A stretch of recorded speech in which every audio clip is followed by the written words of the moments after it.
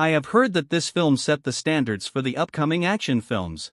Action films released after Seventh Samurai followed its technique. I was expecting an action thriller with swords and martial arts maybe. But, there was a very little of that in the film, though there was everything else in a complete quantity. Best of romance. A brilliant criticism on feudal patriarchal psychology. Sometimes it felt that I was watching Sun Tzu's The Art of War on screen. You feel that you are in a military school, learning war techniques, literally. And of course every character had her own story and evolution. You find dialogues like, "Actually, kids work harder than adults, but only if you treat them like adults." My favorite. And I think talking is a good thing. Whatever your burden may be, talking can ease it.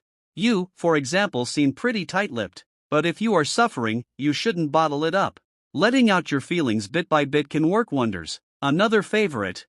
And there's nothing heroic about selfishly grabbing for glory. Listen to me, war isn't fought alone. And another favorite. At the end of the film, there is a scene where a boy, who is with samurais, and a peasant girl make love.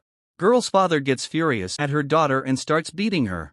He says, "I can't stand by when my only daughter has been made damaged." And a peasant boy, whose wife was taken away by the bandits, who commits suicide later on when she sees her husband again, steps ahead and yells at the girl's father.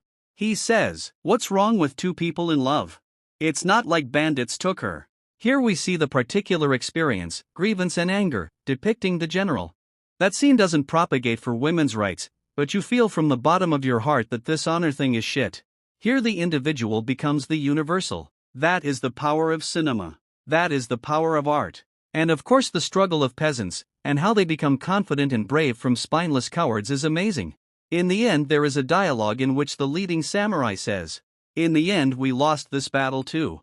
I mean the victory belongs to those peasants, not to us."